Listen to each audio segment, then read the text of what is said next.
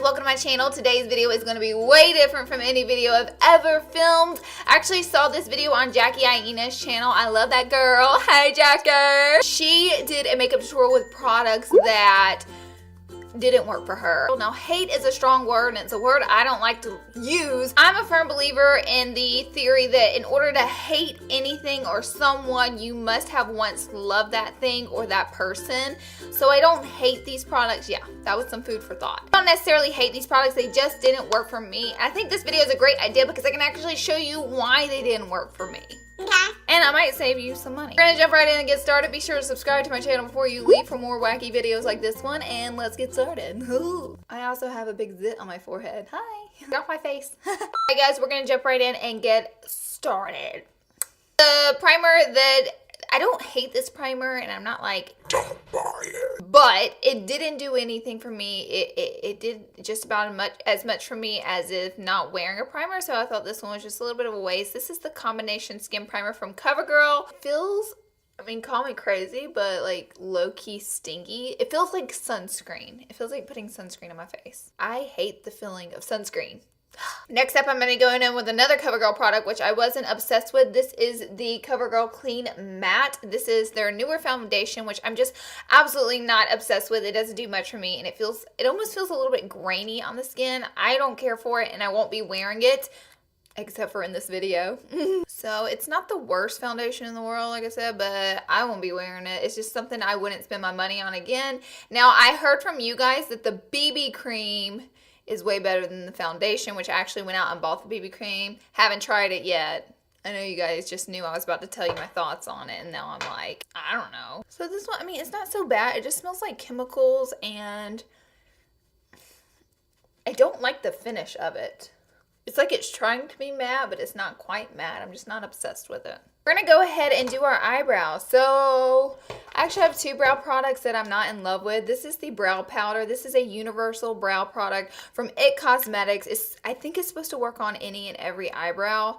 And it looks like chalky and gray whenever you get it. And then I find that the product, it doesn't come off worth the flip. Look at that. I've had two of these and they were sent to me, but I don't like them at all, and I definitely don't recommend them. It's like I'll never get my brow filled in with it because it's not coming off. And I don't see how it's a universal brow product. I mean, I guess the harder you press, the darker it gets. So if you didn't press so hard, it would be a lighter brow product.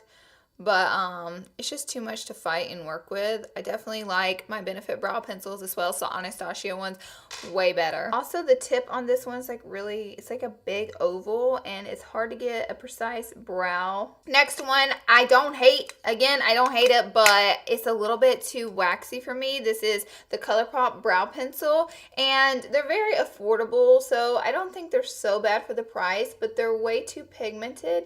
And they have so much wax in them. I feel like my brows look a little cray-cray whenever I get done using them. Also, I grabbed the color Redhead, and this is not my color, so that had just happened. So I'm going to finish filling this brow in with the Universal Brow Pencil in hopes to fix some of the damage I just created. Cool, so I have like a reddish brow and a universal brow over here. I don't necessarily have a eyeshadow primer that I just despise and don't like, so, and I dug and dug and dug, but like I said, I get rid of most products that don't work for me. So I'm just going to be using my concealer stick, which is what I'm going to be using to conceal with today as my eyeshadow primer, which I do this a lot. I'm actually going to go ahead and conceal. So the thing I don't like about this ColourPop stick here, it's meant to highlight, but I also feel like it like vanishes to nothing on the skin. They're so easy to use because it's like in a stick form, so you can just color all over your face. But I feel like once you start blending it out, it like literally blends out to nothing. Like it just vanishes. I'll show you. We're going to take the Morphe G36 brush, and we're just going to tap out the product. And I still have a full dark circle, and I can't tell if the product was even there. They blend out so easily, but it's just like, it's gone. I go ahead and get started on the eyes. Recently in my e.l.f. tested out video, I tried out a matte eyeshadow palette, which I love, but then I also brought this one to the table in the video, and colors are not pigmented. They almost looked invisible on my eyes. First, I'm going to go in with this orangey color, which I love starting out with warm tone shades to blend in the eye. Then I'm going to go into this little taupey brown color right here. This is an E25 brush from Sigma, and I do love this brush. I don't have a set of makeup brushes that I hate, so let me just disclaim that. Now I'm going to add a little bit of the deeper brown color into the crease next. So this deep brown, I'm not going to lie, is not that bad. Now for the eyelid, I'm going to go in with this cranberry shade. I love cranberry eyeshadows, and I'm going to grab a little bit on this brush. This is the E55 brush from Sigma.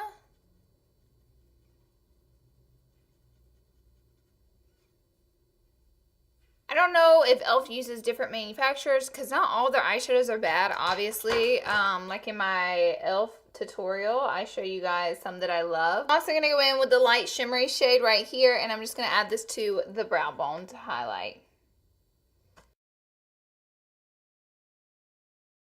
Now I'm going to go in with a eyeliner that I've tried out a few times and it has never worked for me. So here we are again trying it out. This is the Curvy Liner by Maybelline. I think that the wand on it is super gimmicky. This is not going to be my best eyeliner, mind you, because I had so much trouble maneuvering this wand.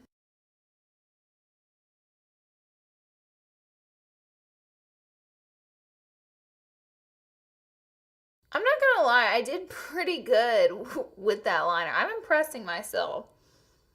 Oh my god, that was my fault, not the eyeliners. What is my problem today? This liner turned out really pretty, but I'm going to show you right now. I've done 3 layers, so it would cover the eyeshadow and do it justice, but I just don't like that it dries shiny, and I will tell you that is a personal preference, not like a staple thing that's bad about the thing. That's more like something I don't personally like about it. I know we are using a lot of drugstore products that I don't like. We'll get into some higher end products I don't like in just 1 minute. Just give me a minute. All right, I'm going to finish the eyes in a minute. I want to move on to bronzer. For bronzer, I have this Bare Mineral Sheer Sun. This is a serum bronzer.